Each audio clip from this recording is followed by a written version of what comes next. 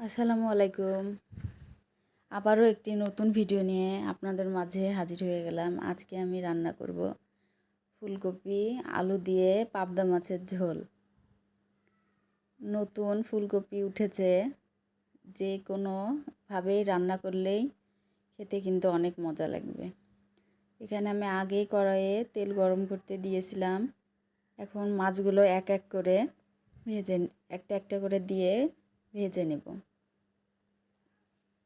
আমি আগে থেকে মাছগুলো কেটে ধুয়ে নিয়েছিলাম, শুধু হলুদ লবণ মরিচ মাখাই আমি এখন ভেজে নিচ্ছি।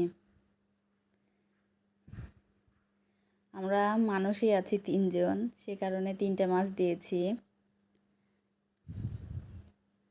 মাছ আমরা বেশিরভাগ দুপুরেই টাটকা টাটকা রান্না করে খেয়ে থাকি, রাত্রে অন্য কিছু রান্না করি। আমার শরীরটা তেমন একটা ভালো না, কণ্ঠটা কেমন আসছে জানি না, সর্দি জ্বরে।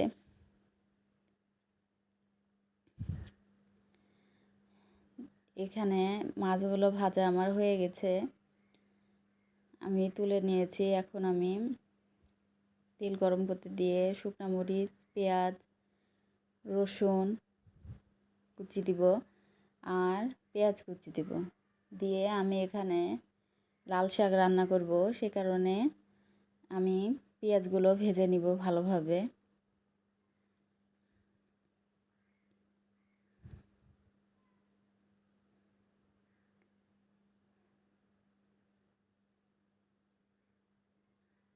এই তো দেখুন আমার পেঁয়াজ ভাজা হয়ে গেছে, আমি এখন লাল শাকগুলো দিয়ে দিচ্ছি।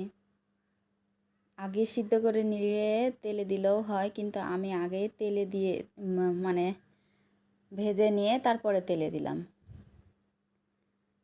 এই তো লবণ দিয়ে দিলাম, এখন আমি এটা সিদ্ধ করতে দিব। আমি আরেকটা চুলায় দিয়ে দিয়েছি শাক ভাজি এগুলো করতে। এখন আমি আরেকটা কড়াইয়ে তেল গরম করে পেঁয়াজ কুচি দিয়ে দিলাম। পেঁয়াজটা নরম হয়ে গেলে এখানে আদা রসুন জিরা হলুদের গুঁড়া মরিচের গুঁড়া স্বাদ মতো লবণ আছে, আমি পাটায় এখনই বেটে নিয়েছি। বেটে এই তো মশলাটা এখন ভালোভাবে কষায় নিতে হবে। এই তো আমার মশলাটা দেখুন ভালোভাবে কষানো হয়ে গেছে। আমি আগে থেকে ফুলকপিগুলো কেটে ধুয়ে রেখেছিলাম, সেইগুলো আমি এখন দিয়ে দিলাম মশলার ভিতরে, দিয়ে একটু ভালোভাবে কষাই নিব। অল্প একটু সামান্য পানি দিয়ে আমি এই তরকারিটা আমি ভালোভাবে ফুলকপি একটু ভালোভাবে কষাবো কিছুক্ষণ সময় নিয়ে। এই তো দেখুন আমার কিন্তু ঢেকে দিলাম, আর এইদিকে আমার লাল শাক ভাজি হয়নি এখনও, পানি বের হয়েছে। আরেক চুলায় দিয়ে দিয়েছি। আমি এখানে ফুলকপিতে কিছু কাঁচামরিচ দিয়ে দিলাম, দিয়ে একটু নেড়ে চেড়ে দিলাম। নাড়াচাড়া হয়ে গেলে আমি একটু ঢেকে দিব।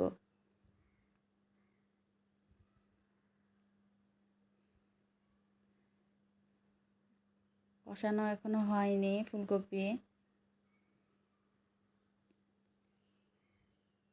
এই তো কষানো হয়ে গেছে। এখন এখন আমি পরিমাণ মতো পানি দিয়ে দিব, সরি হাঁটু ভর্তি পানি দিয়ে দিব।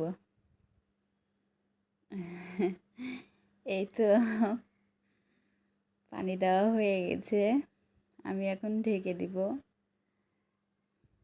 এই তো আমার তরকারি দেখুন সুন্দরভাবে সিদ্ধ হয়ে গেছে ভালোভাবেই। এখন আমার তুলে রাখা মাছগুলো এখন আমি দিয়ে দিব। মাছগুলো আমি দিয়ে এখন আমি ঢেকে রাখবো, ঢেকে সিদ্ধ করতে দিব আবারও। এই তো আমার শাকগুলো ভাজি হয়ে গেছে। এখানে আমার তরকারিটাও ফুটে গেছে দেখুন। ফুলকপি দিয়ে, আলু দিয়ে, পাবদা মাছের ঝোল, নতুন তরকারি, অবশ্যই খেতে ভালো লাগবে। আমার রান্নাটা কেমন হয়েছে অবশ্যই সবাই কমেন্টে জানাবেন। মাশাআল্লাহ সুন্দর কালার এসছে। আল্লাহ হাফেজ।